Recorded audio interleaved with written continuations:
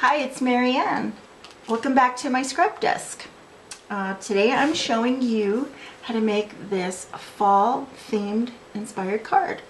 I used my Aspen leaf stamp and I inked it up many times before I did 3 different stamps of the ink. With the colored ink, what you won't see on camera is that I'm going to go, you're going to breathe some hot air onto that after you've put on your colored ink only. Okay.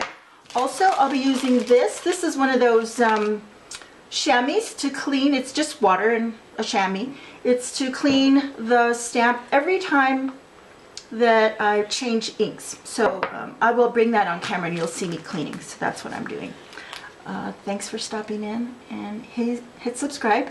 That way I can get you notified every time I come out with a new video.